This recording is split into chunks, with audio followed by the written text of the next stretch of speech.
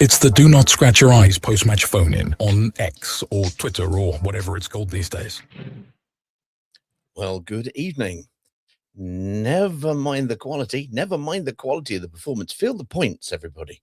Feel the points. That was quite the end, wasn't it? Oh, Reiki. I'm still recovering from all of that. That was all very, very fun. Let's just get last thing, little bits and bobs gone and done. And oh, here we go. Comments. Let's throw those up. There you go. If you're watching, all the YouTube comments coming up on the bottom right, we'll be reviewing through the Twitter comments. Justin will be adding in things at the bottom. But what do we make? What did we make of that today? It was always going to be a tricky encounter going up there. And it wasn't a clever performance. First 20 to 25 was pretty good. And we carved out certainly the best chances, I think. That's fair to say. But the latter part was that attritional stuff that we've talked about a number of times. That, you know, I mean, if Derek Payne said it once, he said it 100 times. If you don't play well, don't lose. And we didn't. And then, of course, what happens is the substitute comes on, and we've got to hope surely that's a good little sparky stuff from Iran Kunda. Got to hope that's going to bring him back to his, you know, effervescent self, you know, because he's always looked like he's been playing within himself for a little while, and we've known, you know, he's had his time off to go home, but he came back and he caused that goal. Let's be honest, make no two bones about it. And then Semedo got the got the effort in the end with a fantastic shot on target that took a deflection off of Fisher, who's been one of those right backs that, you know, you've looked at and gone, cool, yeah, he's quite useful, isn't he? He's quite useful. But up until then, I think it was one of those games, you know, excluding that particular part that I was talking about there, that first 20-25 minutes, where we looked all bits and pieces. We you know, the passing was poor, the decision making was poor, the runs were static. There was one where Boller took a throw in, and we just basically gave it away and just played Sargent in. It was one of those. That's not having a criticism of it. It's saying there are different qualities that got us through. And again, Matty Pollock and Max Elaine, who hit the post, you know, we carved out the better chances in the first half, did really, really well. But hey, enough of me as ever, because I'll wobble on forever. You all know that. Let's get on somebody who likes a win, and well, let's just say who it is. It's Rich WFC2. Rich WFC2. 3 games on the spin. Apparently, we're up in the 6th. What do we do with these emotions? I've got no idea. Oh, that was great. And if you can't enjoy that, my goodness me. What did you think? I thought it was going to be that, you know, that Twitter Spaces where we come on and we go, we've got a clean sheet. These are not things to sneeze at, and we made it so that, you know, if you're not playing well, you get a draw. We didn't. We hung in. We played, and we got that defining moment. I always come back and I always quote Rude Hullet, because hey, Rude Hullet would quote me if he could, obviously, but he's never heard of me. That's not his problem. I'll have to quote myself for him. But it's a game defined by moments. Exactly my word. You just taken exactly the words out of my mouth. But it was a moment. Football can be won and lost on moments. Absolutely. And we had one with Irakunda doing his impression of, I think it was Gareth Bale, was it? Do you remember that time he ran around the whole of the Barcelona defence, down the line, around the back? It was.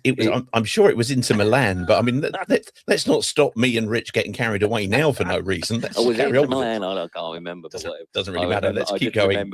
I remember the run, and it was just so like that. I mean, you saw Norwich players running in treacle trying to catch him, and then ironically the same lad trying to catch him, you know, helps us the ball put into the back of the net. And there's Semedo yet again, late on in the game.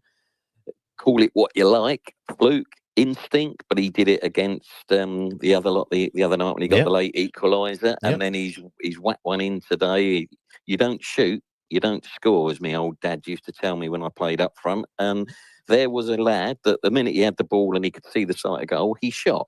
Now, okay, we can all pick holes earlier in the game. You know, he's run onto the ball, and because he's left-footed, he wouldn't shoot with his right. And yes, very true. That would have been possibly, and the same, even Tom Ince, you know, let's look at Tom Ince, as old and as experienced as he has. Again, he had a perfect ball. You know, shoot on your right foot, he scores. He goes with his left, and it's harder shot because he's going across the ball rather than through the ball.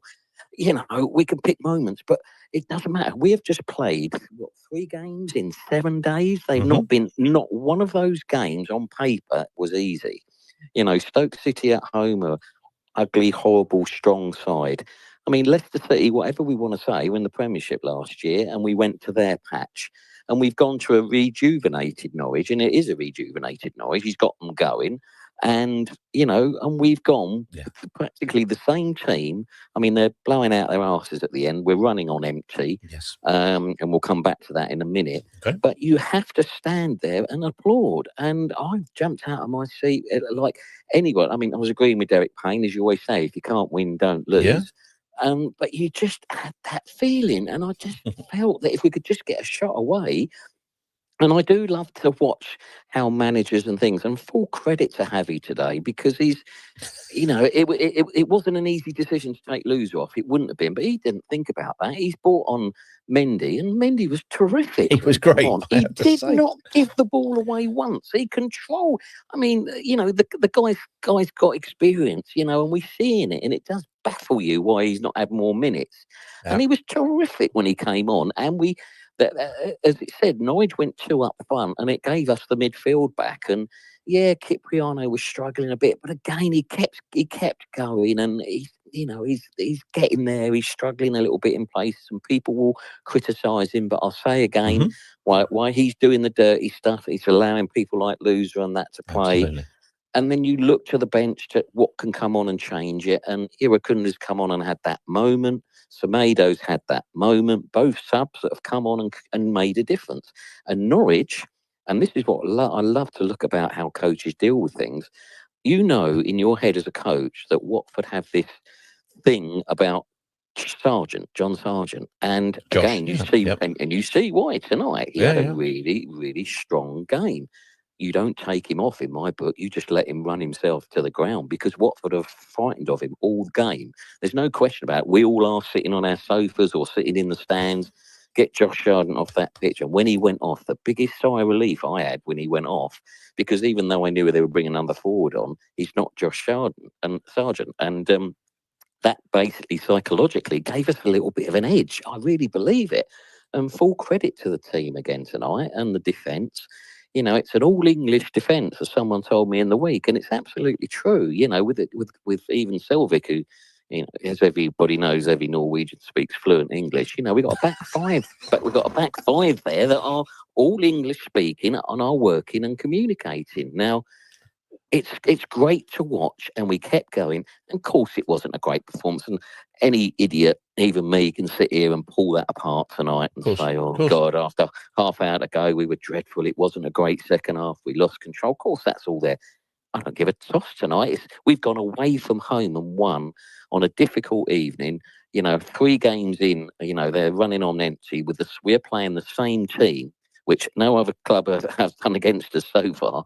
You know, they played the same team 3 games in the trot. Norwich certainly didn't. They made the changes again, and we didn't. And, you know, all I can say to everybody out there today, and great for the 1,500 supporters that travelled down to Norwich on a tricky journey today.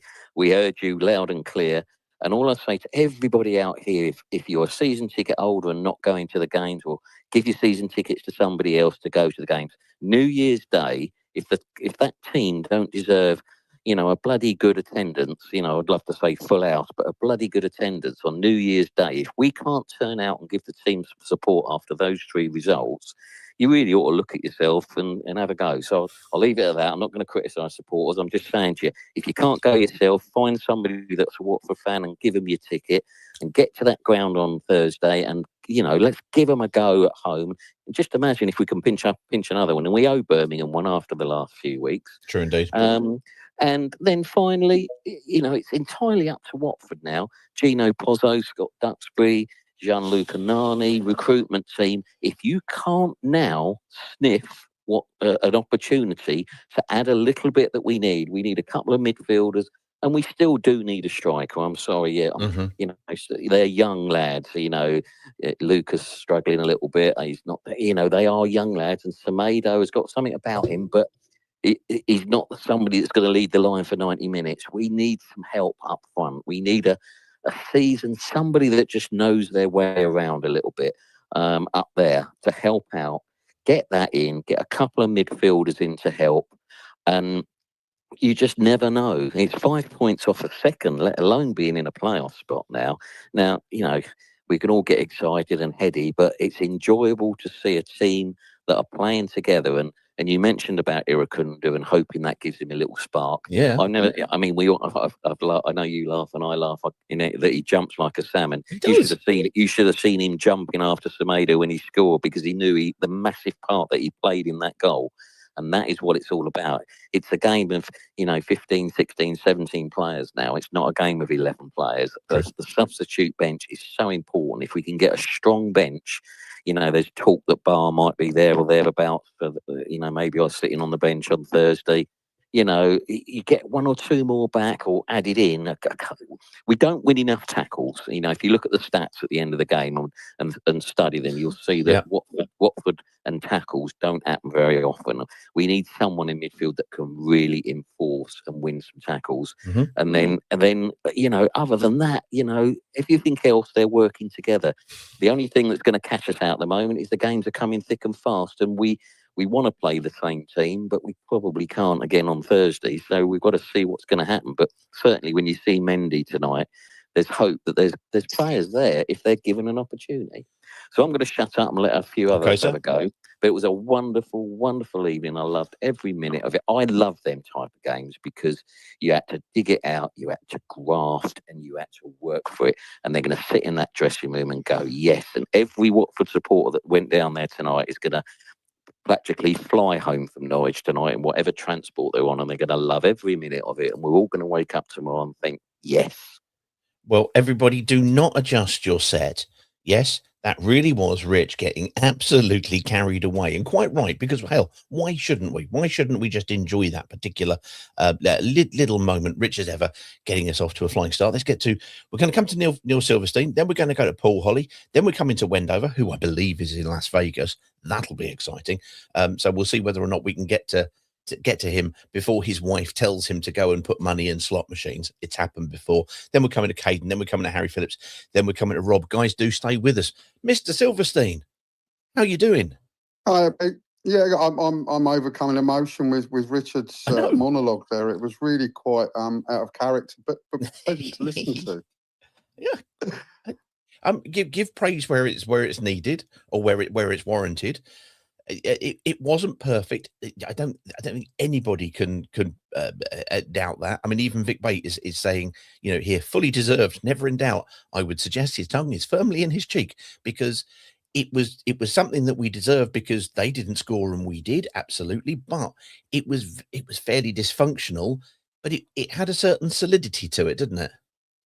Yeah, I mean, under Pezzo, I was quite damning about the frequency and of changes that he was making. And for me, I've always said that it's a team game, and you win and lose as a team. And when you make so many changes, it's difficult to get a cohesive team, particularly in defence. And I think, we've seen the same settled side for the last 3 games, and the teamwork has built game on game on game. And I think it's really interesting now that we've got momentum. I think the squad now understand the way that Xavi works, and if you're playing well and you've got the shirt, then you keep it. Yeah. So therefore, players like Nesta and Semedo, when they come on, they know that they've got to put a shift in. They know they've got to deliver to stand a chance of getting in the shirt in the starting 11 next game. So I think we will see against Birmingham some changes, and I think it's going into the right culture. So fair play to Xavi for doing it. I think a couple of bits for me. The point that Rich made about the 4 English-speaking defenders. Yeah, I won't go with the Norwegian one, but there you go. No. This we've won away from home wearing an away kit. Everybody, I think as a prize, we deserve to basically be able to take Selvik and make him English. I think that's the kind of thing we should do. Okay, well, it'll be called Sally as English, not Selvik. Okay, fair point. But I mean, the blue shirt. I mean, we've broken so many voodoos. Even an alleged Albanian curse that was placed at half time was broken. But there was a bit of an in-joke there. But no, I've lost my train of thought, Pete. I'm sorry. I apologise. You know what I'm like. Sorry. Yeah, unfortunately I do. No, it's the cohesiveness and the team spirit. It's, we've ground a result out there. And you kind of look at some of the other results that have gone our way tonight, and particularly, even that runaway steam train of Coventry has been derailed today, right? And the point there is, we've not played well, but I don't think any championship side has players that will put in a perfect performance. I think it's a bit delusional to expect that. So when you try to be a bit pragmatic and realistic, the level of performance we're seeing now is predominantly 7s and aboves, and it's consistency. And in this division, consistency is really important. And if you then add to the moments of magic, such as Iracunda, and I'm stretching to the similarity with Bale, but I'll go with it. Yeah. That's where you win the games that really, beginning of the season, we'd have lost that. We'd have made a mistake. Our mentality would have been a bit more fragile, less self-belief, and that's why you lose ones. But now, building with the form and the momentum that we've got, that's where you turn, grubby performances into wins. For me, I think really interesting. First off, I thought Ince and Chak looked really good. Yeah. Right. The fluidity in midfield with I go with Loser, Dave, Ince, and Mama. Yeah. They were so fluid across the middle, and Norwich just didn't know where to go and didn't track. I mean, one passage of play, Mama's picked up the ball on the left and he's ended up on the right. And we didn't, there were no gaps because the players are now familiar with each other. So it really impressive performance. And like I say, Dave was beginning to look a lot more threatening. And I think if you look at him from his first game back to now, the level and the impact is far better. And I think that bodes well. But just hope Loser, that was a precaution. I think I think Derek Payne used the phrase precautionary substitution rather than a required one. Yeah. Well, he of course, when he came off, he had his shirt off and everybody thought the worst. They kind of tried to tape him up, but did it show a little bit though about what, the rest of the squad can do? Because if there is something to be thrown at Grazia in the negative column, it is preparedness to, yes, stick with the team and gain that consistency, but not necessarily divert from it. And you can see that the team got tired. He had to basically bring in Pat Mendy. Do you think he's now a viable option, even if a Loser isn't there after that performance? I appreciate it was a 25-minute odd cameo, but it was a very impressive one, wasn't it? No, it was, and it seemed like a seamless replacement. And that's the biggest compliment you can play to someone, that the performance of the team didn't seem to drop without Loser on the pitch. And you could argue, if I'm right, that we scored without Loser on the pitch. So we won the game without Loser. But yeah, sometimes in football it's weird that managers are forced into changes that they don't really want to make, but it actually becomes beneficial. But to answer your question, I was impressed with him. And I think there was one really, really impressive case. Actually, it might be Iracunda, where the pair of them are tiny. They look like a pair of sort of like little Lego men running around the pitch, but they half got a leap on them, haven't they? Yeah. How they do that? Oh, he just does. There was one where, and I think it was on Jack Stacey, who just come on as number 3. I think it was. It could have been somebody else, but he was equally tall. And little Pat Mendy went and won the header and was adjudged to have fouled him. He's 5'6", for crying out loud. How you give that foul, I don't know, but who knows. Very, very positive. We will see how Thursday goes. Thank you as ever, Neil, Mr. Silverstein there on the South Coast. Let's get to Paul. Paul, so how you doing?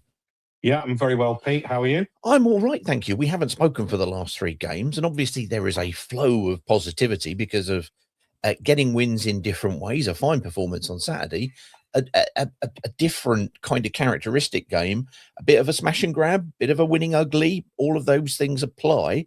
How are you feeling about things over the last week or so? Yeah, very positive. I think smash and grab, whatever you want to call it. Yeah. But, the most important things, 2 clean sheets in 3 games. Nice. The 2 games where we've kept a clean sheet, we've dug out a 1-0 victory. Yeah. And, and teams that get promoted, play around the top, are able to get those 1-0s and those odd goal victories and grind it out. Yeah.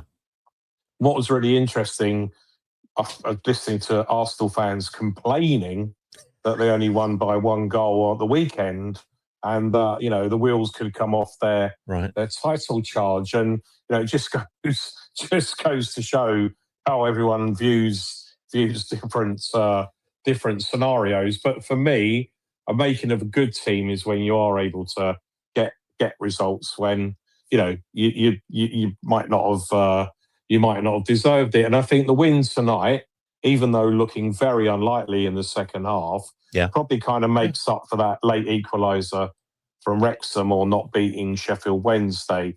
So on balance, it kind of then all starts to look more glass full than glass half empty. Yeah, and that's only understandable, isn't it? I mean, but as you're right, it's a nice way to look at it, to say, well, actually, Sheffield Wednesday, as disappointed as we were, we're all cock a hoop tonight, and of course we are, But it wasn't a game won beautifully.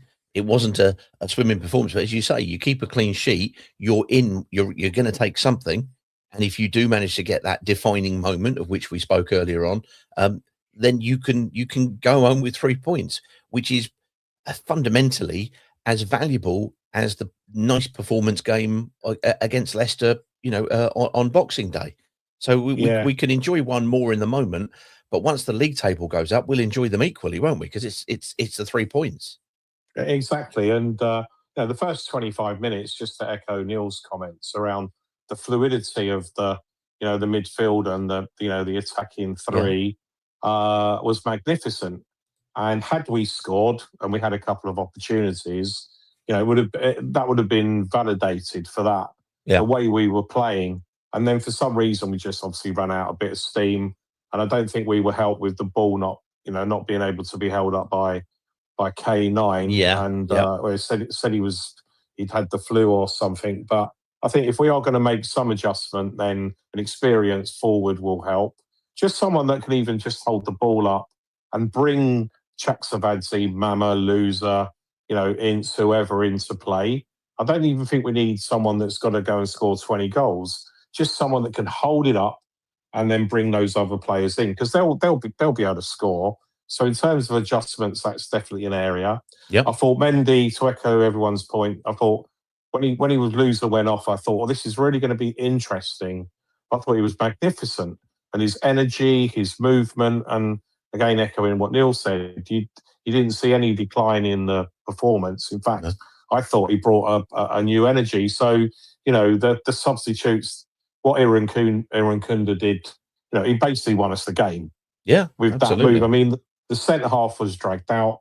Was not expecting that turn at all, and then all he could see was Irakunda's backside as he flew off. And fair play to Semedo. I criticised him for not shooting with his right foot, and then he hits one with his left foot that was going wide, and unfortunately for the defender, it's come off his leg and gone in, and it's fine margins, isn't it? Have you ever heard a less sincere statement than Paul there? Unfortunately for the defender. If you're going to say that, don't laugh at the same time. I don't like to have a go at Paul, but Paul, go and work on your sincerity. When you can fake that, you've got it made. Brilliant. I know, but it's funny, isn't it?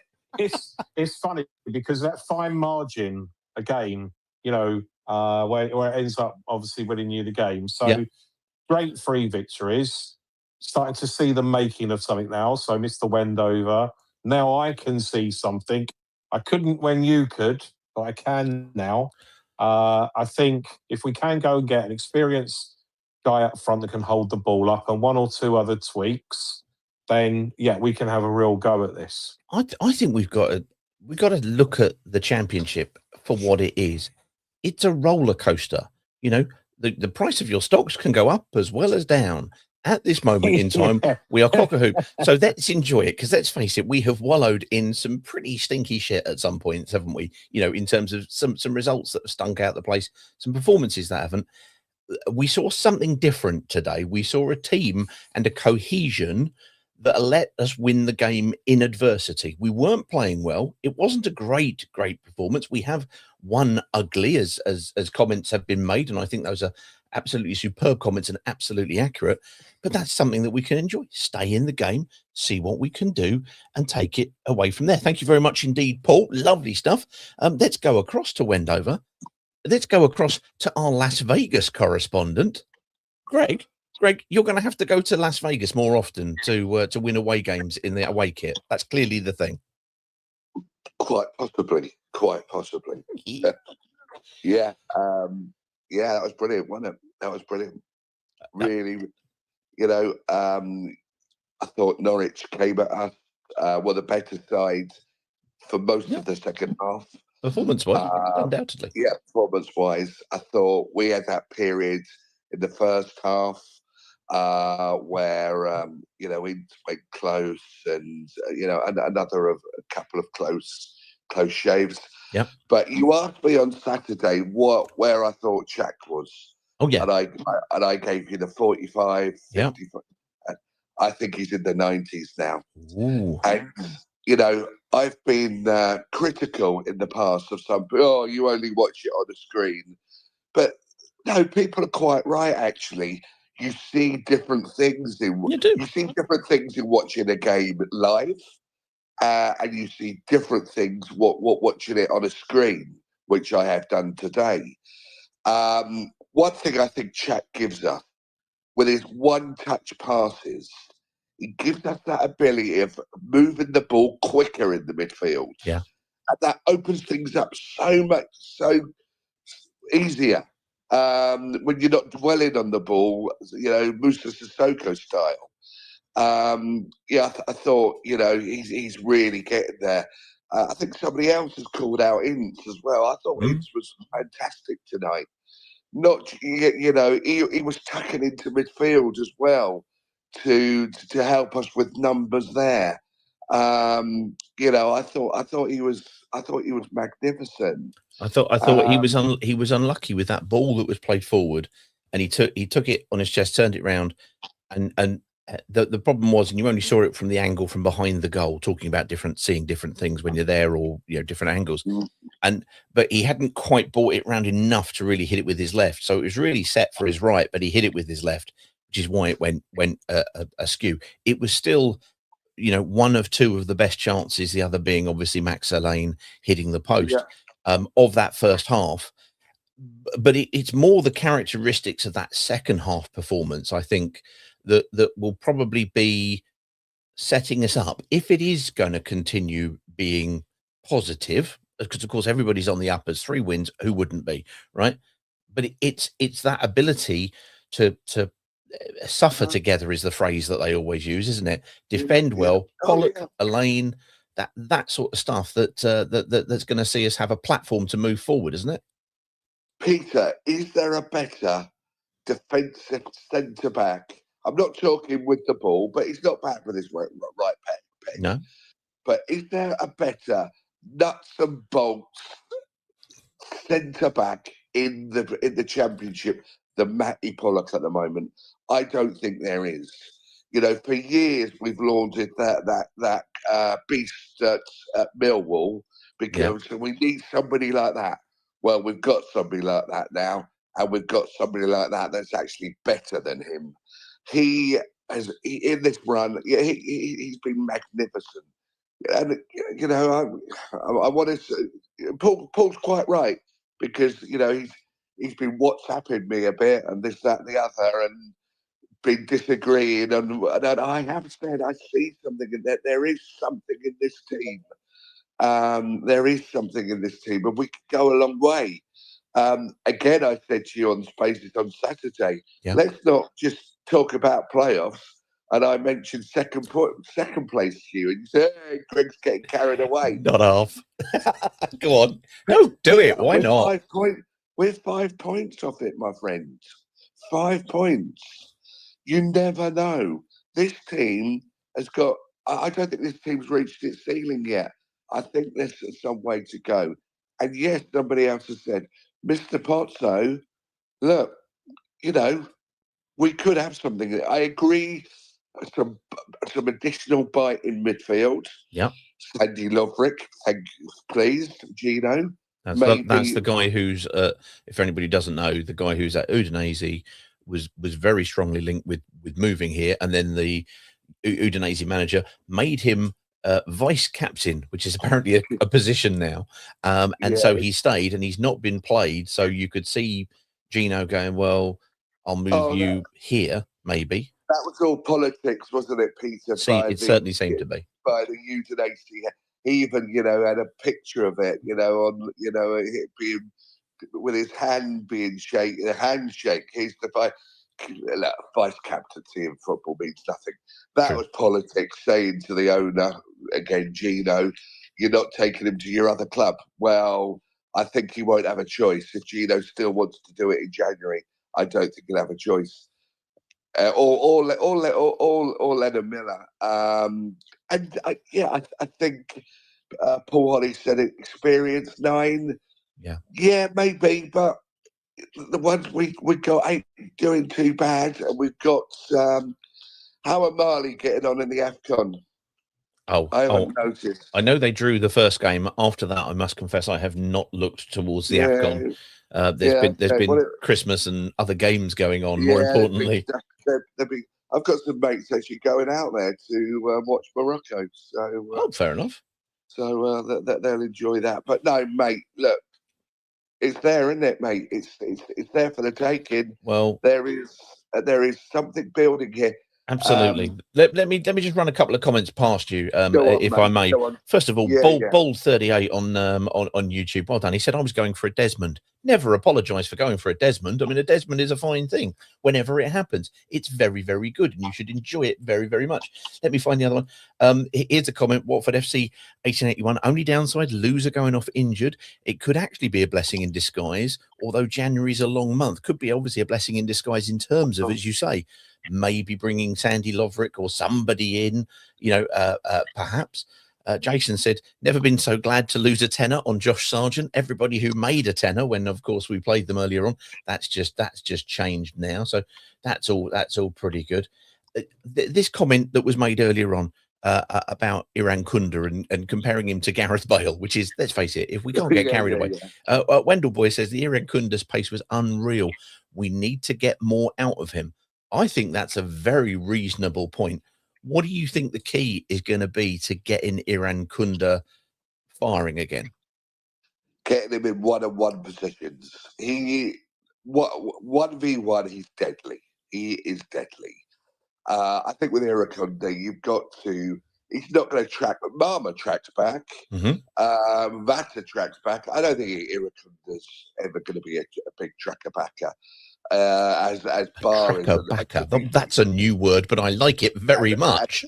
And to be fair, whenever Barr does track back, he gets injured. So get Nestory in as many 1-on-1 positions as we possibly can, because you're right, Peter. He is unplayable. Other point I was going to make. It's sort of a Watford point, but whoever goes up this season, well, it could be us. Josh Sargent would be top of my list. Again, watching it on the screen, his movement beautiful. He just he glides into positions. If I was a promoted team looking to take a striker up with me, he would be right there on the list. I think he is a really, really good player. Really, really good player. Your point about loser. Yeah. Jeff Doyle was talking about shoulder dislocations. Derek, who has played football and Yes. didn't think it was a dislocation and thought it might be precautionary. Yep. Let's hope so. Fingers crossed. Well, Mark Schofield on YouTube. There's me pointing at everybody, and that's you. Says loser is okay. He was knackered, plus had that knock, so hopefully not too bad. You know, that's all good. All good. Oh well, look. It's fantastic. The question everybody wants to know is: you're in Las Vegas, and so you're enjoying everything that is there. Are you currently up, or are you currently down financially? Oh, well, that was Mrs. Wendover laughing in the background, everybody. Yeah, it was subtle, but we caught it. Mrs. W is down, but whilst the game was on, she had a nice little win. Nice. And I would say I had a really, just maybe, they've got a slot machine based on Whitney Houston. And when you have a win, she gets so emotional, baby. And and I had a very good win on her this morning. Believe it or not, the idea of this at the start was that we'd be a football podcast, and but we've got onto Whitney Houston slot machines now, and let's face it, there's no turning back once you've done that. No turning back. Guys, go out and have a lovely time. We're not massive gamblers. We like the slots, and we might do a little bit of $5 blackjack tomorrow because we're going to some independent casinos that are off strip. But I'll let Caden get on. I think it's Caden coming on now. It is indeed. I'll let Caden get on. I wish him a happy new year. I wish you a happy new year. And long may this continue. Well, shall we do a cross-continental handover? Would you like to introduce Caden? Okay. Go for it. Go on then. Here from Las Vegas, I'm introducing Caden Holliman onto the spaces to talk to Peter Remnant. Thank you and goodbye. Look at that. We're cross-continentally passing the baton across. Caden, are you there? You've just been invited on by international jet-setting gambler Greg. How are we doing? Caden, you there? Hello, Peter. How are you? It worked. Everybody. Well, we've just got a last minute. Probably I've described it as smash and grab, but you tell me otherwise. We've got 3 points. So I'm very, very good indeed. But enough of me. What about you? How are you feeling after that particular game on the back of the previous 2 wins? Well, I'm quite happy with that. Good. I was, when Sissoko came on. Now, I haven't actually criticised him the last couple of games. Okay. And yet again, it worked. And I don't know what it is, but bringing on Sissoko in that type of game, in that minute, works. And I give full credit to Xavi for that substitution because he played a massive part in the final stages. Just want to get the negative out of the way, and then I'll get on to the plethora of positives from the evening. Excellent use of the word plethora. We look forward to that plethora. Let's go to the negative first. What is it? Comments. Oh, he wasn't great for me today. He looks incredibly tired. And if I was Xavi against Birmingham, and as much as I've criticised him, I would probably start Iran Kunda against Birmingham. Obviously, it's going to be too early for Bar, and I don't think Nabazada necessarily should be starting for us because he can't even get an appearance off the bench. But yeah, I don't think Ince was particularly impressive today. What did you make of Mama? Because Mama didn't really have his normal influential game today, and you call out Int, or you mentioned about Int. Yeah, Int does something else slightly different. That he can kind of push into the midfield and do a few other things for us, which other people have mentioned there. But first of all, what did you think about Mama? And if you're bringing Iran Kunda in, are you keeping Mama? And if so, which side are you playing Iran Kunda and which side are you playing Mama? Well, Mama had a very, very strange game. Now, he made more mistakes than normal. Yeah. But we're gonna have to accept that because he is a young player and he's been playing at a quite high standard over the last couple of games from when he's had his chances. Yeah.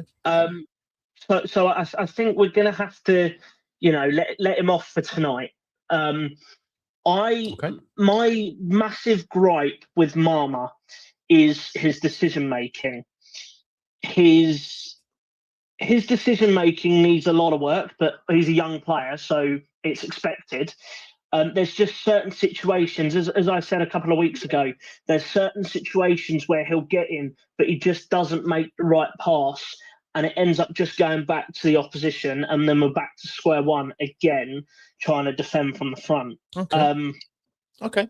Well, So go on, carry on. I wanted to get to your plethora. I was looking forward to the plethora. That's my only gripe with Mama. Okay. I would play Mama off the left, and Irankunda off the right against Birmingham, purely because we get good pace out of both of them that I don't necessarily think that Tom Ince has bought a lot of. Yes, Tom Ince complements us in the midfield, and the age-old saying runs around a lot. But I think the wing pairing of Irankunda and Mama would suit us quite well while we wait for Bar to come back. Okay. And then my only thing is, if when Bar comes back, if Irankunda fully hits form, Bar can't get into the team, and people will think, oh, well why not? I would, if the wingers are performing to a high standard, I would be bringing Bar on after 50 or 60 minutes when players are starting to tire. It's an impact sub. It's an impact sub, which is a debate everybody's had, and be the kind of super sub, like a little bit like what we've seen with Semedo already this season. Mm-hmm. And I think that may suit us best. But the wingers are always interchangeable when they're all fully fit, considering the quality that we got. And just before I shut up and let you move on, Pete, sure. I do want to touch upon the defence. Now, we have kept another clean sheet tonight. Yeah. Very impressive. We struggled for so long, but oh God, have we found a good back line. And people, what I'm about to say, people probably will disagree with. But we have two of the best fullbacks in this division in Bola and Ngakia. And that's, I'm more than happy to debate that with someone. But I think that Bola this season has been so good for us, and same with Ngakia. And when Wiley comes back, for example, Wiley doesn't get in the team at all. And Petrie. Now, I think that Petrie is gone in January, but it means we need a replacement for him. Yes. We don't know who we can go and get, but we need a player like Ngakia, the perfect mix of defence and attack, because Petrie is all attack. He's Petrie is all attack, not much defending. Gotcha. Which is a similar situation that we were in with Ryan Andrews. Yeah. Because Ryan Andrews should have always played in that kind of right mid, right wing back role. Yes, gotcha. Over Ngakia, because we were in a more attacking system, and it was like that. But Ngakia complements us too much and is one of the best fullbacks. And finally, once again, what a surprise! Pollock is brilliant again. And you knew this was coming. You knew this was coming, Pete. You know, after every call, I will most likely I knew praise Pollock nothing. in some way. I knew nothing. I can tell you that much. I'm as thrilled as anybody else. Like Pollock, very, very much indeed. He's a super. He's been absolutely a superb. I've liked him an awful lot. His downfall has tended to come, one, when he's been playing on the left, and secondly, when he's been asked to overpass the ball and be the main distribution point going forward. Stop doing those two things, and we've got Pollock doing really well. Give him a stable partner who complements him, and I think Max Alleyne does complement him. And also, I think having Ngakia there, you know, let's not get too carried away with Ngakia. I think he has improved a lot. There are still things that are at fault. He's still a very, very good championship fullback. That doesn't mean he's perfect in every way.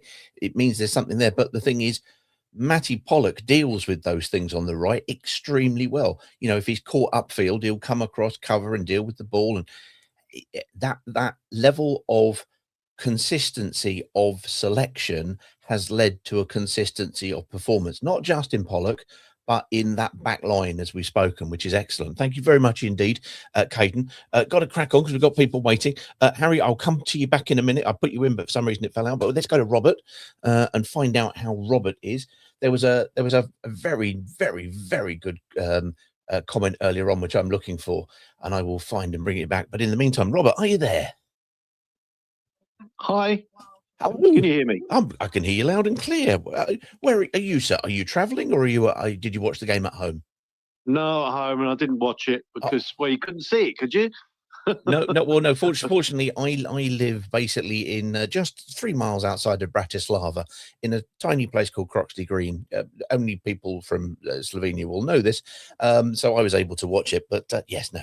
Never mind about that. No, I wasn't able to watch it. I was listening to Three Counties and everything. But anyway, delighted obviously with the win.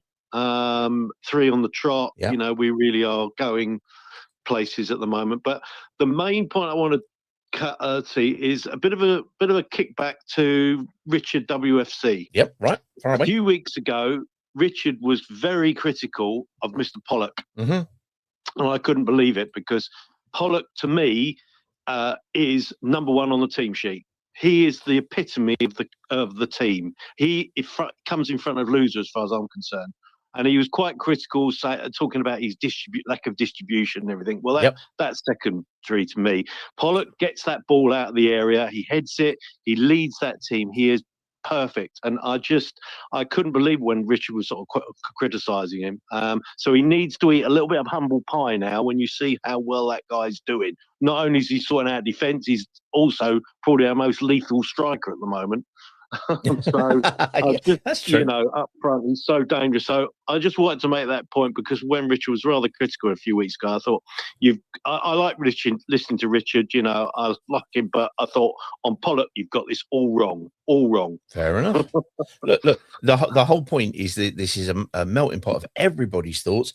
Some people look at it. I don't. I professionally don't disagree with everybody because hey, you know what fun would that be? But has he made him, in your words, eat his words by going back to what he's doing as best? Because at the time he was playing on the left, he was trying to pass the ball out, but your description of him I think was absolutely perfect. He is a bite, bollock and fight centre-back, as I would used to describe, i.e. whatever needs to be done gets done, and the thing that Matty Pollock wants in his box is a clean sheet. And then we saw on Saturday exactly what he wants when the ball's in the opposition box. Put it in the back of the net twice, if needed. So exactly. Has that helped to simplify his game, or do we just think no, that there's even more of a ceiling for this young man to come? Because he is still a young lad. He's done phenomenally well in my book. Yeah, but he's so much the spirit of this team. I think he leads. So to be honest with you, I think he should be captain above Loser. I think would be a better. I mean, Loser does a pretty good job, but I just think, it's where it all comes from. I'd hate to be without Pollock now. That if I heard that he was injured, I would be quite concerned. I think I'm right in thinking the last time he didn't start was the 3 goals against Coventry when we let in and the game was all over in half an hour. I think I'm right in saying that last time he's got number one on the team sheet. Yeah, no, he was on the pitch, but it was Kevin who was the one that I was kind of spitting my chips about. And let's face it, if you've seen me, you know I don't spit chips. I inhale them, basically, if anything. Well, Ian Hiles agrees. He says, Matty Pollock, the modern-day John McClelland. Now, comparing defenders to John McClelland has been a fool's errand this season on occasions. But I don't know, Rob, whether or not you remember John McClelland. But I certainly do. I'm well old enough to remember John McClelland. Good man, a good vintage. That's what I like to describe us. Would you say that's reasonable? Was he, or is he more of a Steve Terry? Who would you compare him to of old? Probably more Steve Terry. I mean, John McClelland read the game so well. I mean, he had deceptive pace, didn't he? Everyone thought he moved really slowly. In actual fact, he covered the ground incredibly quickly. I don't think he's quite in the McClelland level yet. I mean, McClelland's probably one of the best defenders I ever see in a Watford shirt, but he's heading that way, and he feels like he is a potential Watford legend of the future. So, no, I just wanted to make that point, but I do agree with Richard on that we do need to build now. That we can't just sit on our laurels. We do need in January a few reinforcements, and I still think we need that strong number 9, that Troy Deeney type that will hold the ball up, that will keep that ball away from our defence. And I just think we still miss that. Kumragala, as well as he's done, is still a young player. The front line is so young.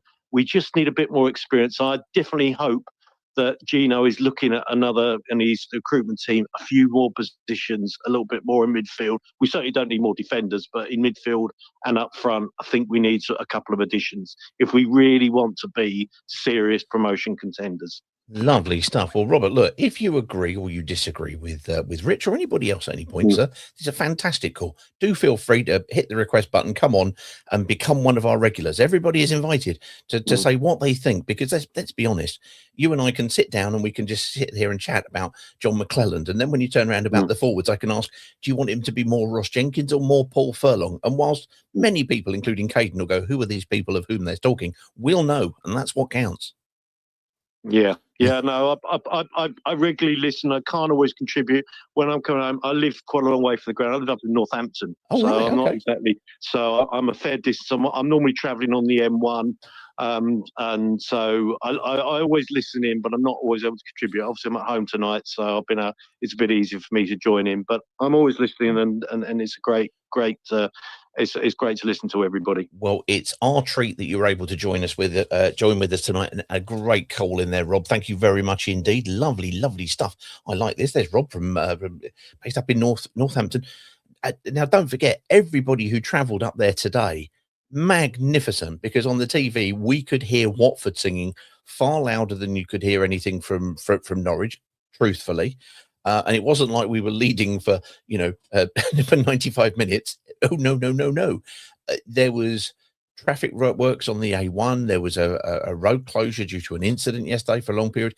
These guys, you've gone up there, you've got behind the team as you always do. But, here we are in the Merineum of Betwixtmas, I think we decided to call it. And it's been fantastic that you've come on and gone on and supported the lads as you have today. Let's get Harry on. Harry, sir, how you doing? Good. How are you? Oh, mate, I'm thrilled to bits. We've got one of those. I'm liking the phrase, and we'll go through the 5 words and the comments towards the end. But somebody said, kind of winning ugly. We're doing that in a way that felt attritional and a really good performance from the defence. So I'm very, very good. What were your thoughts on everything? Well, if you remember after the Leicester game, I called up saying me and my dad are here from America. We're going to have to keep you here in the country. 2 for 2. And I'll also say it wasn't Javi's tactics or any well play. It was the 1-0 because we're still here. Come on, you ones. This is the missing part. We could, let's be honest, Robert and I can debate about, John McClelland or Paul Furlong, but really what we need Harry and his dad in the country at the game. That seems to be what's working. And you're at Birmingham, aren't you? You're going to the Birmingham game. Yeah, I am going to Birmingham.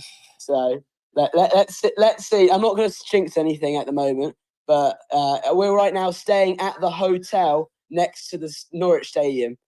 And so we're watching all the players warm down. And Norwich right now are doing a mini game with all their subs after the game, and they still haven't scored. So. Oh, look at this, everybody! We're getting live commentary from Carrow Road over an hour after the game has finished. Harry, this is a sterling bout of contributions you're making whilst in the UK. So what are you going to make your way back later? Kind of tomorrow after you stayed there, or you going on somewhere else? No, we're staying the night, and then we're going back to Hertfordshire tomorrow. But I mean, before we came here, we were 5 points off playoffs, and now we're 5 points off the automatics. So a big change. We called up my grandfather, who's a big Coventry fan, and we were singing, "We're coming for you, we're coming for you, Watford FC, we're coming for you." So, Harry, it's been a fantastic trip. I'm so glad. Are you and your dad both kind of basically almost unreasonably smug at the moment at all other family outings at the moment? Oh yeah, it's been awesome. We've got some Arsenal fans in our family as well, so we've been giving it big into them. So don't worry, any club is in our family, and don't worry, we let them know that the mighty Hornets are coming up. This is very good. This is settling Christmas scores. I mean, let's be honest. If you're larging it over Arsenal, currently top of the Premier League, and you're larging it over Coventry, currently top of the Championship, well done. That's good work. That's very, very good work indeed. I'm very pleased with that. And the best part is we have a family predictions league with like all different clubs, and I predicted 1-0 Watford today, and my brother Zach predicted a Vivaldo Semedo goal.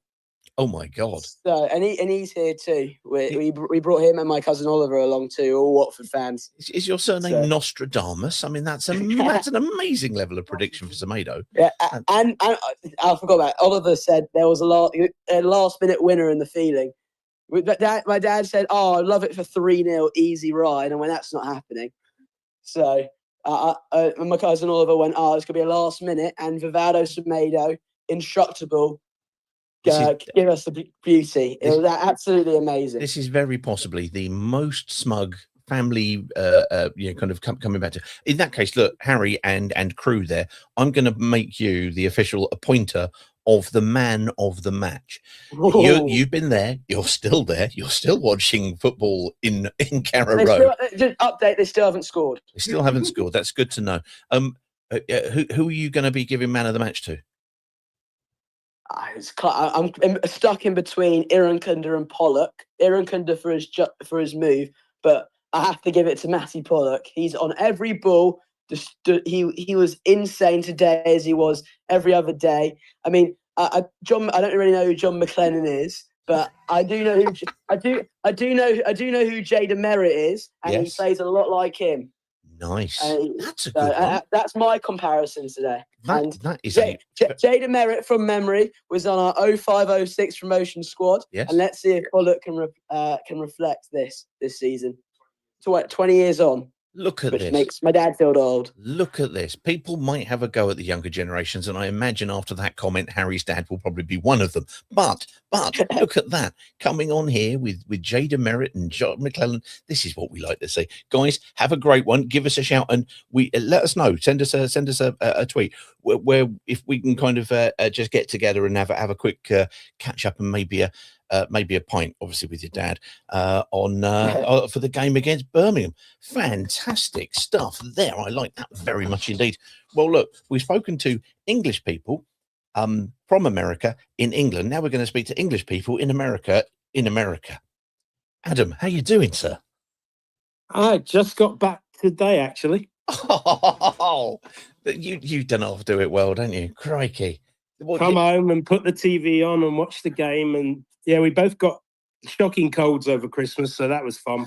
Welcome back to England, clearly. Yeah, excuse me. Oh dear. So yourself and the good wife did. First of all, let's get and deal with this, because Adam was over, obviously for the two Christmas games here. How did the overall visit go? Was it very good? Did you have a good time and see family and all of that sort of stuff as well as the games? Yes. There's a, you know what? Okay. Going, you know, my dad lives down in Crookhern in Somerset. Yep. Going to see him after a couple of hours, it gets a little tense. But no, it's nice. Overall, it was nice. Unfortunately, not feeling well and traveling just doesn't work very well, you know. Oh well. But so yeah, I stayed with my sister in High Wycombe, and obviously Stoke game. It was very lovely to meet you, of course. Absolutely, and to meet your good lady wife, who I started talking to about Bundesliga. Kaiserslautern, and yeah. She said Kaiserslautern, and both of you and I just kind of the smug level just went through the roof, didn't it? We're no better than that, by the way, everybody. If that, in case that ever that misapprehension, yes, we are that pathetic that we'll sit there and go, yeah, it was 42 years ago, but we'll still go for it anyway. Never mind. Oh well, look, what did you make of the game tonight and the weekend? It was definitely. I watched the Leicester game. From actually, I was in a hotel in Watford that night because we all went up to the Artichoke, I think, in Croxley for dinner with a bunch of old school friends. Nice. So, yeah, Saturday's game was brilliant. Same team. I'm predicting 3-1 to us. But it was, you know, as you say, the Championship is a roller coaster, and that performance looked like it might happen in the first 25 minutes, and then really kind of died a little bit. Yeah. You could see some of the players were tired. You know, Kieran, I guess he had a bit of what I got. And I think Mama looked a bit tired, although he wasn't getting a lot of service. One thing I will say is that Tom Ince, I thought, played very well today. And I know previous caller was lambasting him a little bit. Yeah. But I think he's very intelligent on the ball and off the ball. And he brings that. Obviously, he's an older head. But I thought he did a great job in midfield today. So I think when you invert the wingers, I think he's one of those that looks better on the right than he does on the left. Mm-hmm. I had no problem with it. It was workmanlike because it was needing a workmanlike performance for me, but for other people will look at it and go, you're in that position and I'm expecting more. So, you know, I'm more than relaxed about other people having different opinions to me, for crying out loud. But it's I think he is giving us what you need from an experienced player, and clearly Yavi has come in and gone. Sissoko has to be limited to cameos. He just doesn't have the legs at all to do it.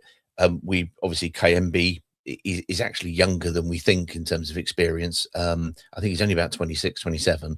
But the next elder statesman is Tom Ince, and I'm very pleased with what he's been doing recently. It can be effective without being showy.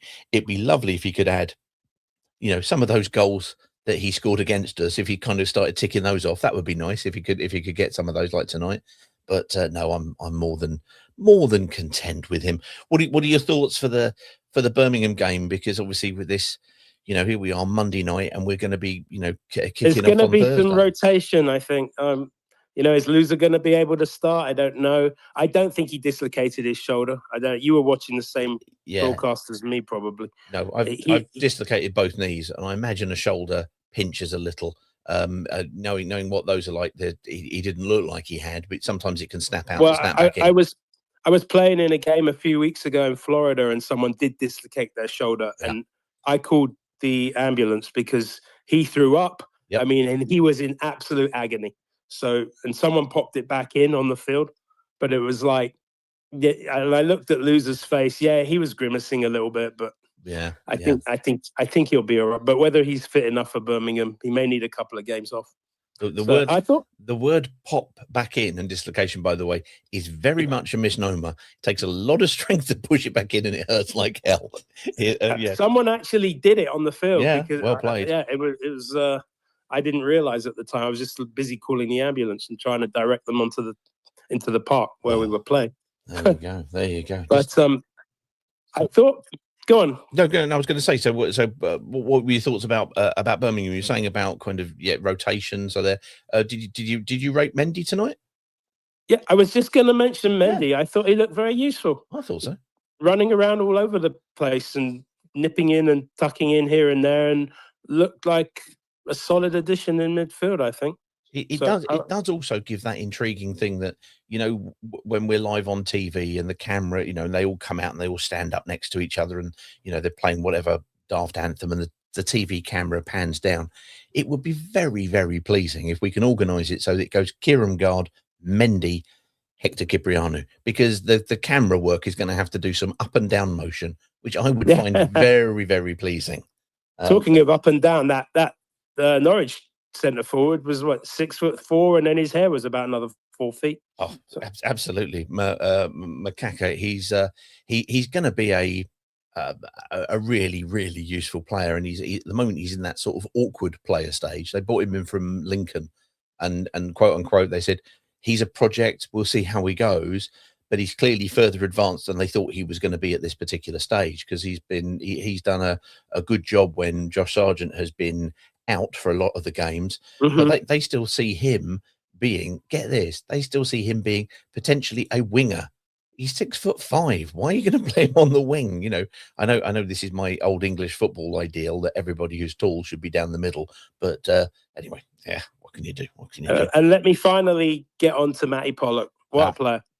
What a player. And if I were Thomas Tuchel, I might be taking a look at him if we're in promotional standings at the end of the season. If he continues this form. There's a number of call-outs now for Matty Pollock for England, which I do find pleasing. But I mean, seriously, at this moment in time, could you see that in the next couple of years? Think of Harry Maguire.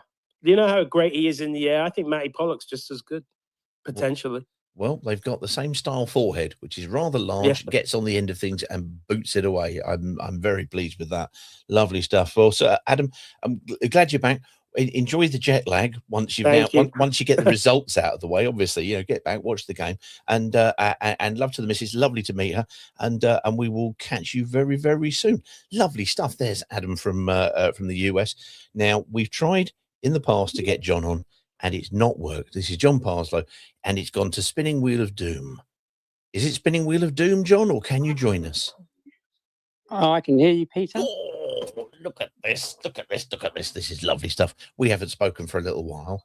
Can we just, before we get on to tonight's game, because I've seen your dad, who turned 90 the other day, and I've seen him in a blue shirt, which is what obviously made me remind you. I've seen him in the Elton John kit. He turned 90, been a Watford fan of long standing.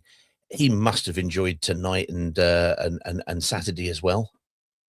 Oh yes, yeah. I mean, that's partly why I was going to call in, really, because as you said, it was his 90th birthday last Tuesday. So so that was 23rd. So great Christmas.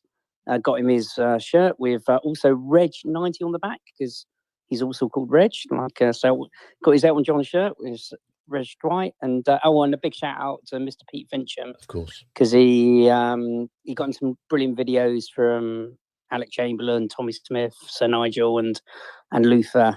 Some birthday wishes which we showed him. So, but yeah, I was calling to tell Harry to stand down, because my dad's got this since he's worn that blue shirt for the last 2 games. We've won, and we've even got a win in blue and tomato scoring. So I mean, you know, it's just all your Christmases come home at once. It's perfect. Literally at Christmas. Well, I mean, yeah. I don't think we can play. I don't think we can play fast and loose with this kind of stuff. I think Harry has to stay in the country. His dad is obviously very optional in terms of this, but I think he'd rather stay and just watch the season out. Just go. I'll be back late May. Let's just read into that what you wish. And in the meantime, your dad basically cannot remove said blue shirt from his back. I think he should just wear it until basically the 24th of May. Well, yeah. I mean, I've told him he's just got to sleep in it and everything. Yeah, that's perfectly reasonable.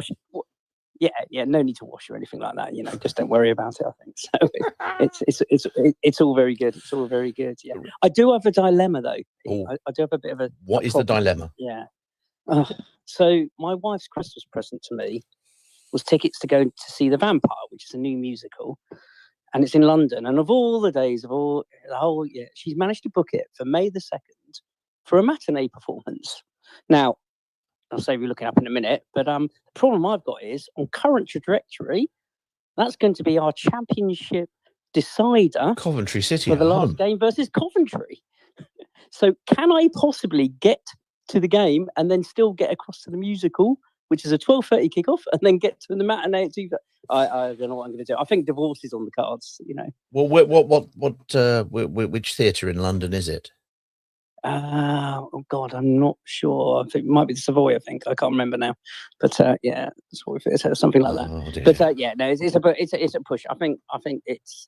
I mean, basically, I'm putting it out there. If anybody would like to go to see a show in London with my wife on May the 2nd and miss the commentary game, then send me a DM, and yeah, it'd be very good because it could be at this rate.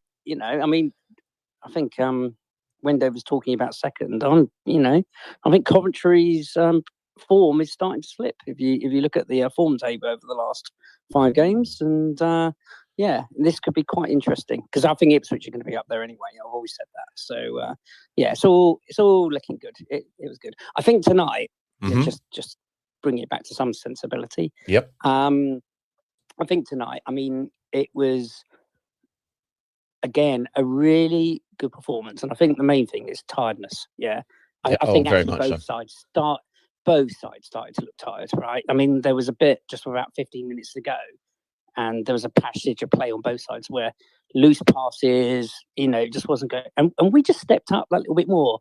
Big hearts, just did that little bit extra, that little bit of pace from Aaron Kunda, which is so good for him because I think, how do we get him going? Just keep doing what we're doing, give him that little bit of confidence, keep building it. Mama didn't want to come off, but he was just, again, it's just tiredness, it's fatigue. We've had 2 really tough away games. I mean, I don't think that's fair. That schedule was just ridiculous, right? I mean, at least you could flip that. They've had 2 home games. We've had 2 away games. There's a massive difference, right? And yeah, we got ourselves across the line. And it is, the win ugly when you have to. And I don't think it was that ugly. I think it was solid, good, big-hearted, and got it over the line and did just enough. And yeah, and it's good for Semedo as well. And then just after that, there was just a little bit of passage of play where he suddenly started looking like Deeney. He was actually like running around, moving it. I mean, it's just those little bits of confidence just for a few minutes. And I think, yeah, a few things going on that are really positive. And Chak is, I agree. The last game I was going, he's 80 to 85% there, and he's just slowly, given that he hasn't had a pre-season, starting to really, really fire. So lots of positives. Hopefully, Loser. I think he could be out for 2-3 weeks. Actually, even with a shoulder, it's definitely something with his shoulder. Even if it's just a pull rather than a knock. I'm just hoping it's not some sort of collarbone, just slightly knocked or something. But yeah, we'll have to get something magic on him. But I doubt he'll be playing against Birmingham. All we need is a yellow sponge and an orange bucket full of water. It did for everybody in the 80s. Wondrous stuff. Just basically kind of get somebody's body part wet, and then they'd run around for days. I mean, granted, they'd have long-term injury and debilitated issues in later life, but it always used to work. I mean, didn't when you played? Didn't you have the wet cold sponge? Oh yeah, and it was just, and then the bucket was just poured over your head. Yes, pretty much. Pretty much. Exactly. The likes of Cade, and they're going, what the hell is he talking about this time? What sponge? Nah, never mind. Football was a simpler and very, very cheaper medically, at the very least, at the time. You either were injured or you basically got drenched in water, one of the two. Well, look, sir, many happy returns, obviously, for Christmas that's gone, but certainly for the 23rd and the 90th birthday of Mr. P Senior. Well done, sir. Excellent stuff indeed. What I will do is I will get across to Peter. Thank you very much, John. I'll get across to Peter Hopkins there now, because we've spoken to people in America who are here, and people in America who are from here who have gone there. We never quite know where Peter is. And I'm not entirely sure sometimes Peter's 100% on that particular issue.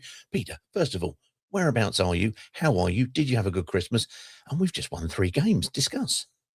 Well, that's right. Hello there. Well, first of all, I'm not quite sure where I am at the moment. However, I'll give you a I'll give you a 2 cryptic clues. Ooh. This is a city where Sissoko played, and also where Imran Loser once played. You are Where am I? You are in Nantes, in northern France.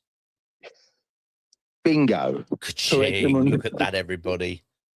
You know, the only reason I know that is because I've done videos of Loser, and he'd never played anywhere else. So there you go. Apparently, there's only 2 players of Watford who've played for Nantes, and they were there today. So good on you. So first thing I'll say is, John Parslow, I will go to the theatre with your wife. Oh, John, you're up for the final game, mate. This is sorted. Go on, carry on. And the other thing is, I'm actually on a mission, right? So right now in Nantes, me and my daughter from Croatia came over to Paris, spent Christmas in Paris, and then Rennes yesterday, today, Nantes, and then we're on this mission to our final destination before we come back home is Hull. So I've got tickets for the whole game. Oh, look at this, everybody. This has to be written on the side of a Robin Reliant. We love, I actually get to see more away games than home games, but we love the away games. We love the banter. We love the shouting. We love the insults that they give us, that we give them. So, so our mission is, well, not mission. We will get there because I've got tickets. Yeah. So we're watching the whole game on the 4th of Jan. But going back to the game, it kind of just reminded me what I think Rich said this quite a few months ago. I think it was a time where things weren't going well, didn't play well, and I think we lost, and the team weren't really giving much oomph at all. Really weren't playing as a team and really weren't giving anything at all. And I always remember he said, you know, he's really not bothered whether Watford actually go up or not. Oh no, well, yeah. Whether they're actually going to go up into the Prem, which opens up another can of worms. However, he wants to see them give welly. He wants to see them play well, as best beautiful football as we can watch. And I agree with all that. That's all good. However, a point which I, would firmly disagree with. I want to see Watford go up. I want to see them win, whether we play well or whether we play not so well. I didn't see the game today at all. Okay. But from what I've heard from the comments today, this evening, it's kind of a mixed bag of the actual performance itself. But even if they're not playing well at all, if we get those points, it makes us feel good. We go up the table, and right now, as a Watford fan, right here in Nantes, as you are where are you right now? In Bratislava somewhere? Croxley Green, just outside of Bratislava. All of us have got this really kind of good feel optimism that tells us that, there's actually nothing. There's nothing to stop us getting up to that second. Okay, maybe not the first place, but second place, automatic promotion. I mean, how do you feel about it? Well, I'm sorry. I'm with. God Almighty. Here we go. Remnant talks gibberish again. I've got no interest in going to the Premier League at all. The only reason I want the Premier League is if it would help pay off the debt and make the club, the resale value of the club, because when obviously the projections suddenly when you're in the Premier League and the parachute money could potentially, and the word potentially is doing the heavy lifting here, lead to a potential sale from Mr. Gino Pozzo, because it would be of a value where he would be affecting a profit. Now, the problem, of course, that anybody eagle-eyed enough will notice is the fact that the reason the club will be worth more is because the projections are going to be more. Therefore, he will want even more straight away. So yes, I would like that. I think as a relationship with Gino, I think it's felt a number of times as if it's coming to an end. If that changes, go figure. But that would be the reason why I'd want to go up. I think the reason why we're feeling euphoric is we've just had 3 wins on the spin, and we're in the Championship, and we think that actually we should get this feeling a little bit more. At Christmas, we did our Dearly Departed, where we spoke to some of our friends from other podcasts who we talked to, in the opposition, 2 from League One and 2 from Premier League. The one we spoke to from Sunderland, and lovely guy, they're all lovely guys, that's why we had him back in. He's having a lovely time with Sunderland. They're kind of bordering on Europe. Our friend Joe from Burnley, not so much. He'd just been on a 7-match, kind of losing streak. Since I've spoken to him, they've had 2 0-0 draws, I think it is, or maybe a 1-1 draw and a 0-0 draw, and he's going, yeah, it's horrible. It's horrible. So from that particular point of view of that constant being pummeled, I don't personally like that. I think the Premier League is moving so far away as to make it incredibly difficult. But if it affects the sale, and if it made the sale happen, I think a lot of people and a lot of long-term supporters will go, that might put us into a position where somebody might come in and maybe take the club to a position where maybe we can kind of compete or stay up or do what have you. But the problem is, the moment you're in the Premier League, there is only one direction. And what I love about the Championship is here we are elated that we're 6th, because 6th means something. And the opportunity to get into nearly 7th in the Premier League at one point nearly left us cock a hoop, and then we know what happened thereafter. So I'm with him on this. However, I am nothing if not a hypocrite and contradiction in every sense. I want us to enjoy the ride. I think the playoffs should be something we should absolutely aspire to. And of course, every time we've gone up into the Premier League, other than the AD Boothroyd time, we've always finished 2nd. So it could happen. It could happen. Yeah, all fair points. Yeah, all fair points there, Pete. Absolutely. I mean, I like this journey. I like this process that we're on. It's kind of like ups and downs, the roller coaster of let's face it, many teams in the Championship. It's so tough to get out. And for me, again, it's if we manage to get out of it, if we manage to actually get out of this league, that's a real achievement. Not thinking of what's over the horizon, but just actually going there, getting over the horizon, and then working out what's going to happen afterwards if that ever happens. Listen, Pete, the last thing I'll say very quickly, thing before I go, I noticed I think it was on Twitter, Hull City, one of their, I think it's the Hull City Trust or something like that. They're doing things like, I think they've got this question of sport they're doing in February. They're inviting like the manager and a couple of other players and others in the team, and they're playing against a group of fans. I think it is. It's an evening out, and I just made me think, you guys could put something like this together, an evening of entertainment, an evening of fun, raising money somehow, and also building that bond even further with the actual club itself. Because let's face it, Watford aren't doing it. Watford aren't doing anything like that at all. But just maybe think of you guys, scratch your eyes, maybe with a couple of others as well that are interested and creating this kind of fun evening. Again, question of sport, quizzes, questions. Everybody loves it.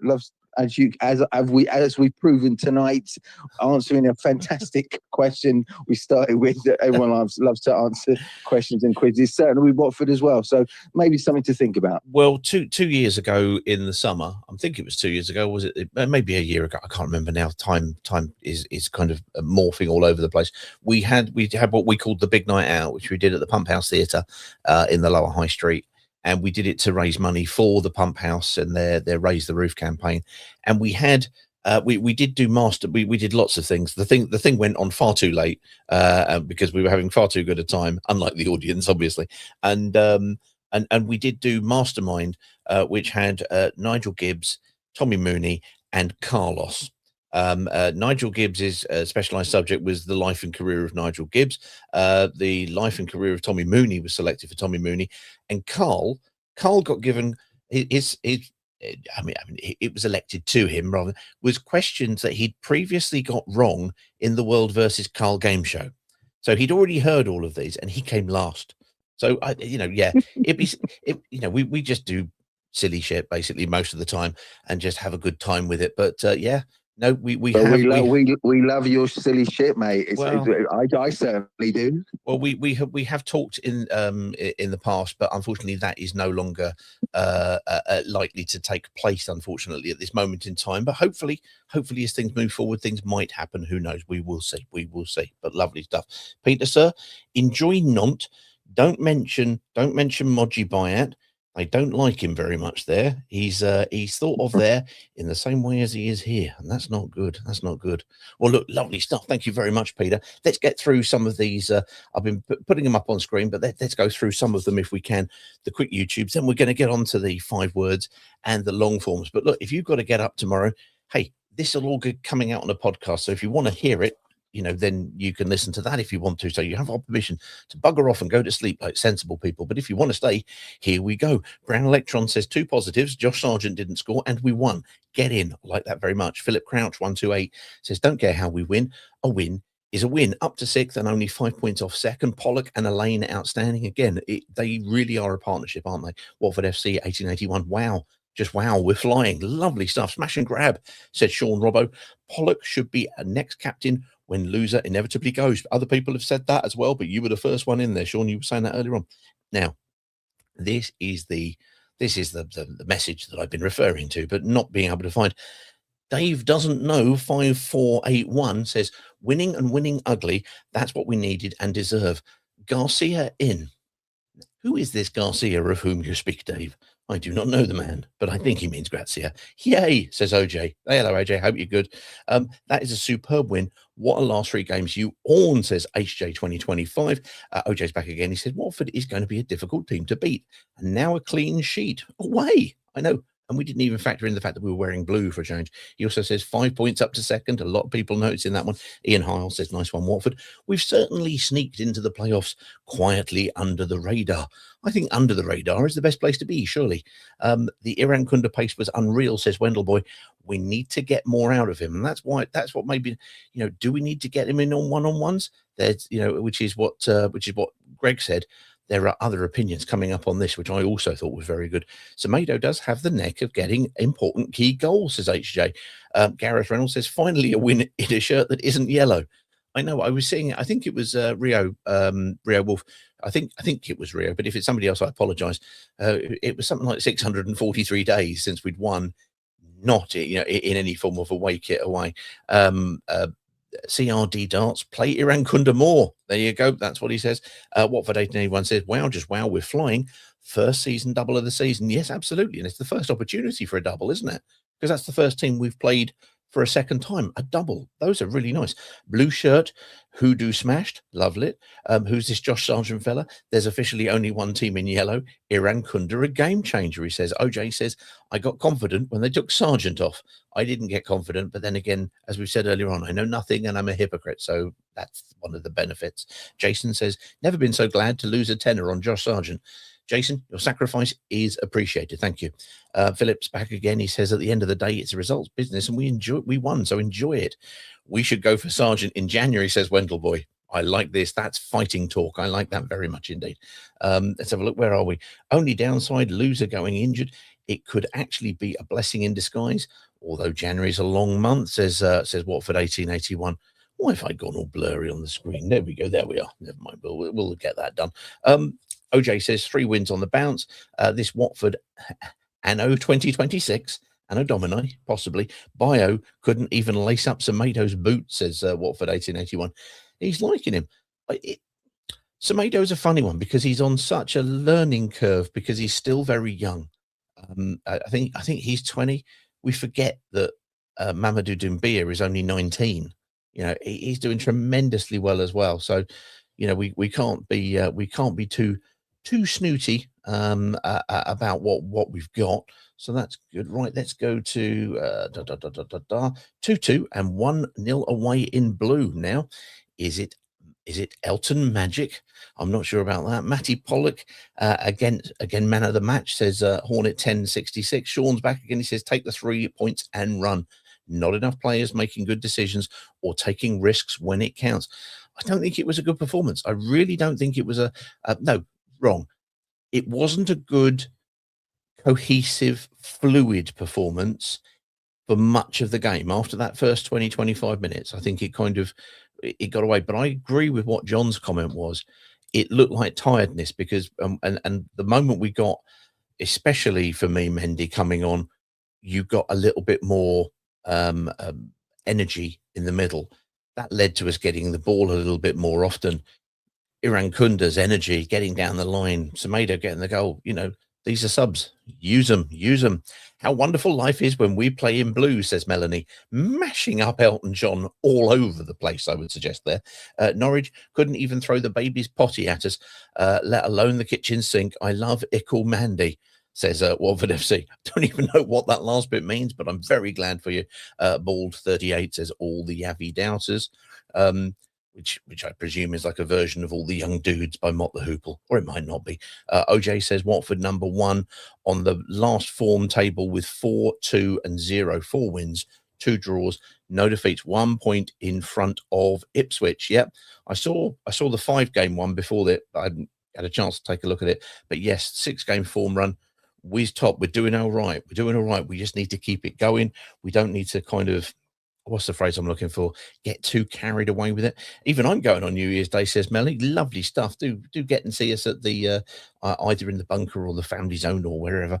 Watford FC 1881 says, Yavi, we love you, my man. Time for everyone to get behind them 100%. Gino, we're begging you, dust off the moths and open your wallet in January. This is good. We may need to open up a discussion really about, okay, what is it everybody thinks we need?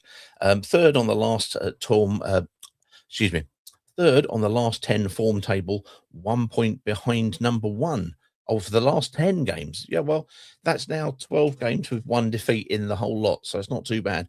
HA 2025 says there was so much reaction about Yavi a few games ago and people wanting him replaced, so pleased Yavi is proving people wrong. I saw some, some people did.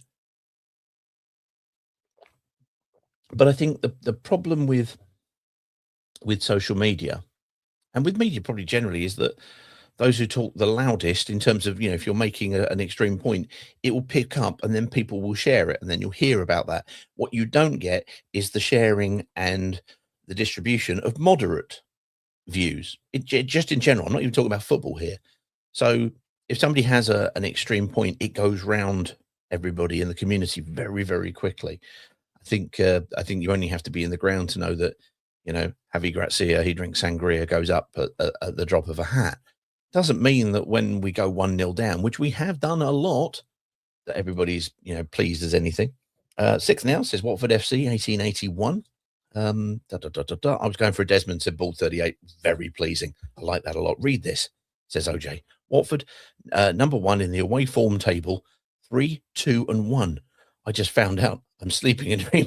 Maybe OJ, just go to bed. See if that's still the case in the morning, because it may not be. We never know. A bit worried about the loser situation is Melanie. 6th now, Cov shitting themselves.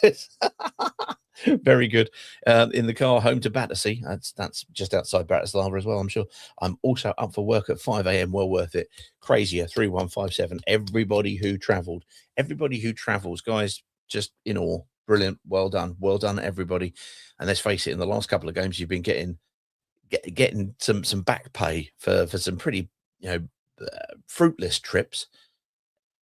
Enjoy this. You've earned it. Well done. 7 wins, says TJ26, and 3 losses in Yavi's 15 games. Played all of the top 3 in that time. 1881's back. He says next 2 will be season defining, especially Hull away.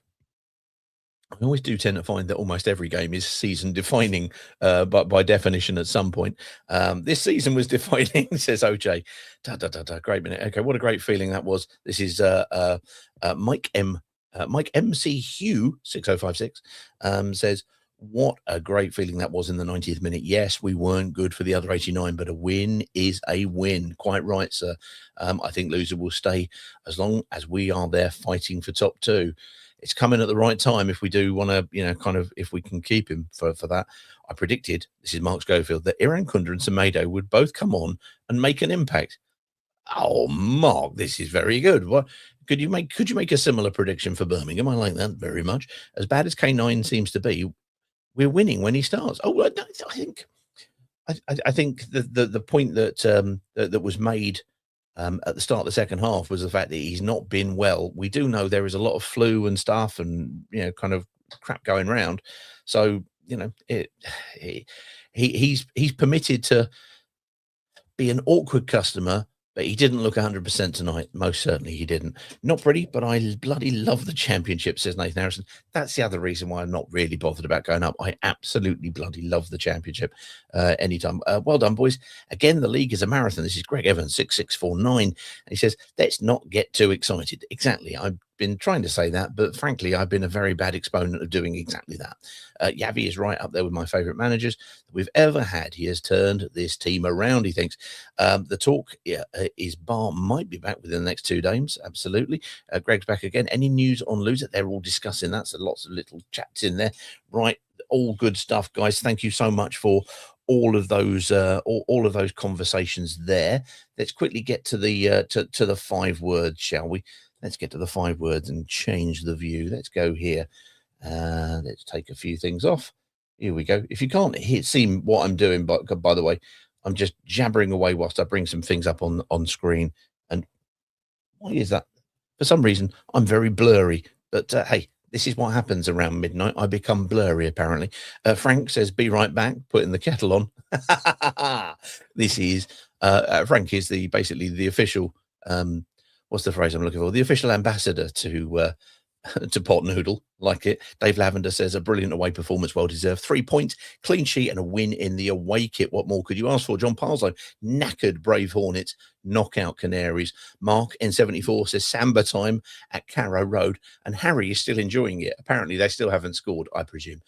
Perfect form for 2026 push, says Harry. Michael Froome says capable of winning different ways. I like that. I like that. Cobbers says size of the squad helped loads. Fully deserved, never in doubt, says Vic Bate. Pete Joyless Jones says Garcia, this man of whom people are talking, I'd never heard of this Garcia fella, is a fucking genius. Gaz says momentum. We know it's 3 games, but we know how important momentum is for promotion teams. End of. Consistency is the thing that comes last. You have to have good performances, and then you need to be able to try to repeat them.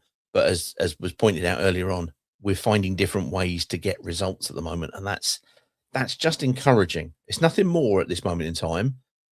But let's face it, we're going into January, and we know what we tend to do in terms of tailing off after January, especially into February and the like. Wouldn't it be lovely to have a season where we've got some gumption, some hope, some momentum, and something to go for? The team, to me, I've always thought they were likable because they're young and relatively inexpensive in comparison to previous dislikable teams that I think we've had. Wouldn't it be great to have something to hang on to till May? Oh, come on. We ground out the win, says Willie Eckers. Dave Muggins says, I bloody loved that win. Like it. Selvic's weak right punch and shite left foot, says ground out win, momentum building. Yes, well, perhaps. But let's enjoy this. Let's have a look at that. I really like that 6 game form table, because that sort of tells you sort of how things are going at the moment. At the moment, we're doing very well. Enjoy that. If we get a defeat, we don't have to just go in the next game, or it'll come. We'll get beaten at some stage. Let's not go into the trough of it. Let's monitor how that 6 game kind of position goes, because I think that's a reasonable one to see how things are going. Alan WFC says Iran Kunda's pace makes the difference. Those moments, they're decisive. They are just simply decisive. Selvic's weak right foot is back again. He says, we're knackered, but won. We were. Malk, I like this. Can't be good, be lucky. Yeah, maybe so. I think if you can do the right thing in your box, it always gives you a chance for that one moment to come back and capture it and be the opportunity to go up there and grab something with the moment. It's always there. We've been on the wrong end of those in my time supporting Watford more times than I care to remember. Often seemingly against Blackburn, it seems, from in recent memory. Javi Grazia, he drinks sangria, says Ryan Cripps. Ben Slater, Sargent actually didn't score. Come on. Dr. Dickie Sutton said Saturday, 23rd of May. Keep clear. That could be a playoff date. I'm just saying. Simon Parkin says limbs, loads of fucking limbs. Fazana Chowdhury says nosebleed territory. I'd forgotten how thin the air is up here. Sick than the league. Dan Harvey, now let's be Avenue. Nice. I never understood why they didn't kind of change Carrow Road to Let's Be Avenue. That would be really nice. So it's back. He said we didn't lose 4-0. Caden, did Caden forecast a 4-0? Well, hey, you don't come on here talking about people making good predictions, because we simply don't. What is going on with this? Why is that focusing there? That's really weird, isn't it? There we go. I'm in focus. Don't know why that would have looked weird. Away curse finally lifted, says WFC chef. Mike R says winning scruffily in away kit. Paul Fianda Turner says Grazia out gang gone quiet. John Parslow says Semedo scores in Elton Blue. We're all Hornets, Steve. We are only bloody sixth. Ian Bacon says away win wearing blue. Colin Hosier was taking 0-0 from 35 minutes. I agree with you. Nothing up front. Then Iran Kunda does a Gareth Bale and we get lucky. Who gives a monkeys? We give everyone quite right. Howie Gosling says, I can't speak. Well, I think so. Can't spell either. Never mind. I like Howie. Howie, if you don't watch Howie, look at Howell Gosling. He does some very funny stuff on Twitter that I've seen. Vince Smith says, clean sheet away, unbelievable. Mark Deshay says, long-awaited away shirt win. Absolutely. Only need one word, says Stuart Cashmore. Flying. Andy Swan. Hornets storm into the top six. Chaz, we actually scored without loser. Pete Ryan says Nelson's men sunk late by Watford Navy subs. If you didn't know, Horatio Nelson was born in Norfolk, very much a Norfolk lad. Very good. Ryan, hello, Ryan, says 3 straight wins. Unbelievable, Pete. That's like unbelievable. Jeff, I like that. Ryan, you're in charge of now being Chris Kamara on Twitter. See what you can do with that. Gary Fleming says sensational. Semedo does it again. And Thomas says play shit, get win, promotion. Yeah, could be. Let's get down to the long forms and then let you crazy kids get off for the night. Let's go to home. Let daylight upon magic. This is Twitter we're looking at, everybody. Come on then. Oh, hello. It's having a think. Oh, something went wrong, it says. Go figure. Everything's gone quite swimmingly so far tonight. It'll probably turn out nobody can hear me, so there you go. Look at all of these things that Justin's been busy. Look, there's me. There's me looking at me. Isn't that bad? Awful. Never mind. Right, let's get to this.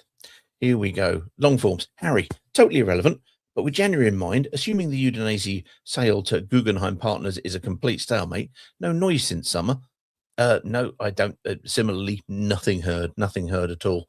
But I presume no news means it's dead. I think you've also got to look at the fact that we know a number of parties interested, and the pricing situation has basically always seemingly meant that nothing has gone beyond the due diligence stage.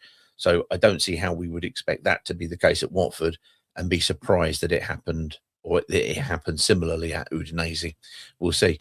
It also, is it the best time for them to sell at any particular given club? I don't know enough about Udinese's position at any given time to know whether or not that's good. But Italian football, because of the TV revenue and TV rights, has a ceiling value.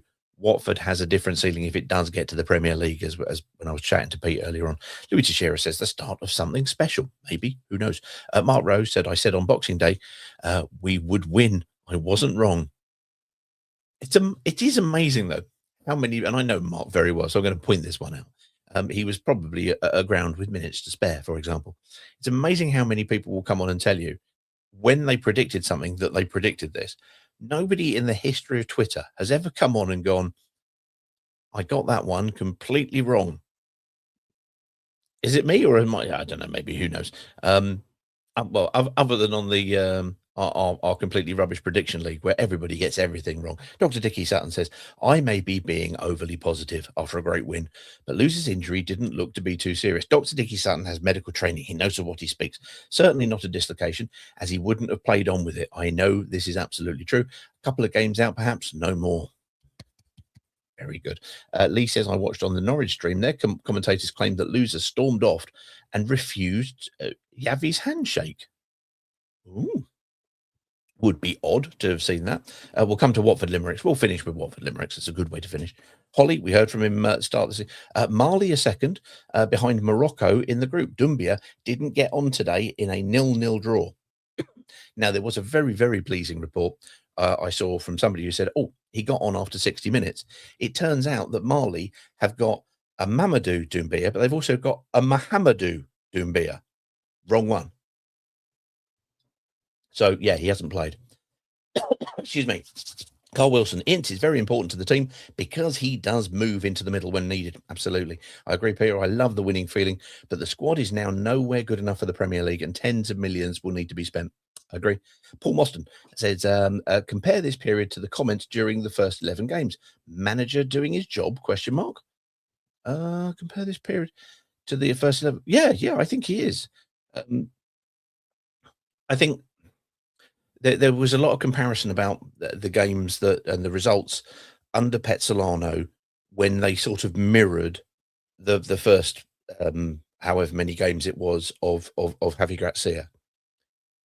I completely discount that last week because I know that Pezzolano was on the way out. I'm sorry, he just simply was. And the team were picking up the cudgels and working for the first time without him. If they hadn't have done that, we wouldn't be where we are. I'm sorry. I just firmly believe that. And you can choose to not. He's a nice guy. He's doing good stuff at this moment in time. That does not mean that the people who turn around and say he's good have won. At the moment, it's sort of like it's going well. It could go the other way. That's when we become supporters and not just fanatics, fans. You know, when it's going wrong, that's when you support. I can only quote Graham Taylor and who was it? I think it was it Bill Shankly who he was talking about when he said something along the lines of, if you don't support, no, it was Brian Clough, if you don't support this club when we're having bad days, do you really deserve to support us on good days? Look, you can have your right to say what you want. This is the whole point of this thing, for crying out loud. But I think you can just kind of accept that other people will have a different look. It's fine. Great performance, defence and attack, says Jim Marshall. Dave Carpenter said, I said it after the Wrexham game, win 2 and we're up in the playoffs. I don't think we'd win 3. So, yeah, I take full credit. Well done, Dave. Yeah, I think that's an assist for 9 points Dave Carpenter's got there. Well done, Furlong. What forward he was, Carl Wilson. Yes, I'm sorry. We are both men of a certain age, Carl. We remember him. We remember him. Jay says, summed up brilliantly by Rob, to be honest. Lovely. Jake says, brilliant result. Won myself 30 quid. Happy days. On to Birmingham Thursday. Happy New Year all. Happy birthday, Jake. Excellent. Happy New Year Day. Harry Phillips, we heard, said, still haven't scored. Very good. Very good. He and his family are still in the UK. 3 points, says Ryan. Clean sheet, 2 away wins on the bounce and 3 straight wins. Something I didn't expect in 2025. Get in. And what a way to close the year out. Wendover has sent us a picture. Oh, look at that. We've got a picture of the slot machine with Whitney Houston. And it's got a jackpot of $13,925.02. That's very pleasing. Well done, Agent Greg. That's excellent news. I wonder how much he's absolutely spanked into that. Greg and me are pissed. Oh, good stuff. Tom, hey Tom, says we need a strong January window and we really have a chance of the forbidden fruit of the Premiership. Snowboy says great win, 3 on the bounce. Un annu frecit, a happy new year, or for friends, la multi anni. Many years to you. Oh, I like this. This is some good Romanian that we're doing here. Best wishes from 5 degrees under. Oh, minus 5 degrees. Targu Morris. It's going to get colder, but the Hornets keep us warm. Snowboy, love to you and the family, sir. Lovely stuff indeed. Let's get to finish off with Watford Limericks. I think, I love the fact that they're basically, as we're all watching the game and thinking about it, it's going, we've experienced a seasonal lift because our players have put in a shift. Norwich, Leicester and Stoke, 9 points at a stroke. Great skill and hard work. What a gift.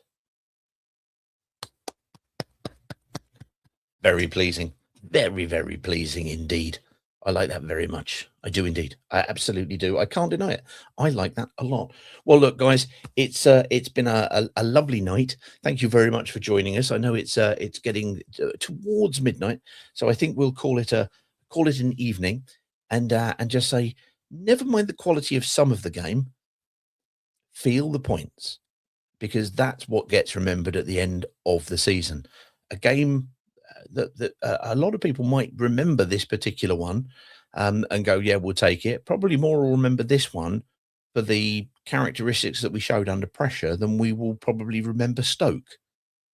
But they're still worth the same amount. And it's just now about that consistency and getting the same kind of results each time we can. So there we go. Anyway, have a great evening. Have a great last few days of 2025 and see if we can't start off something really nice in 2026 in a good way, taking on Birmingham on Thursday. You Orns.